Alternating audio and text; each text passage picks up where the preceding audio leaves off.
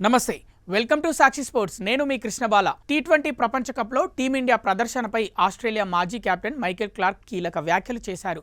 Tournament ఆరంభానికి ముందు team India కనబరిచిన form చూసి ప్రత్యర్థి జట్లు భయపడ్డాయని ఆయన అన్నారు. ఫస్ట్ బ్యాటింగ్ చేసినప్పుడు 240, 270, 238 వంటి భారీ స్కోర్లు కొట్టిన భారత జట్టు చేజింగ్లో 10 ఓవర్లలోనే టార్గెట్ను సునాయాసంగా ఛేదించింది. న్యూజిలాండ్ సిరీస్లో అలాగే సౌత్ ఆఫ్రికాతో జరిగిన వార్మప్ మ్యాచ్లోనూ బ్యాటింగ్, బౌలింగ్ విభాగాల్లో టీమిండియా ఆధిపత్యం స్పష్టంగా కనిపించింది.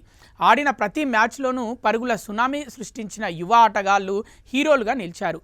అయితే మెగా టోర్నీలో అసలైన పోరుకు వచ్చేసరికి పరిస్థితి మారిందని క్లార్క్ గుర్తించారు. అమెరికా, నెదర్లాండ్స్ వంటి పసికూనలపై గెలిచేందుకు కూడా టీమిండియా కష్టపడిందని, సౌత్ ఆఫ్రికా వంటి బలమైన జట్టు ఎదురవగానే ఘోరంగా ఓటమి పాలైందని ఆయన వ్యాఖ్యానించారు. ఈ ఓటమి కారణంగా భారత నెట్ రన్ రేట్ మైనస్లోకి పడిపోయింది. మరోవైపు వెస్టిండీస్ జింబాబ్వేపై 100కు పైగా పరుగుల తేడాతో గెలిచి 5+ నెట్ రన్ రేట్తో దూసుకుపోయింది. ఇలాంటి తరుణంలో టీమిండియా సెమీఫైనల్కు చేరుకుంటుందా అనే అనుమానాలు విస్తృతంగా వ్యక్తమవుతున్నాయి. ఈ నేపథ్యంలో ఆస్ట్రేలియా మాజీ కెప్టెన్ మైకేల్ క్లార్క్ టీమిండియా అభిమానులకు శుభవార్త చెప్పాడు. టీమిండియా సెమీఫైనల్కే కాకుండా ఏకంగా టీ20 ప్రపంచ కప్ 2026 ఫైనల్కు చేరుకుంటుందని అంచనా వేశారు. సూపర్ 8లో తొలి మ్యాచ్లో ఓటమి పాలైనప్పటికీ టీ20 ఫార్మాట్లో ఇప్పటికీ భారత్ అత్యుత్తమ జట్టు అని క్లార్క్ స్పష్టం చేశారు.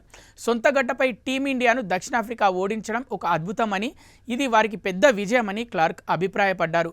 ప్రస్తుతం ఒత్తిడి భారత్పై ఉన్నప్పటికీ టీమిండియా ఇప్పటికీ ప్రపంచంలోనే అత్యుత్తమ టీ20 జట్టు అని తాను నమ్ముతున్నానని ఆయన చెప్పారు.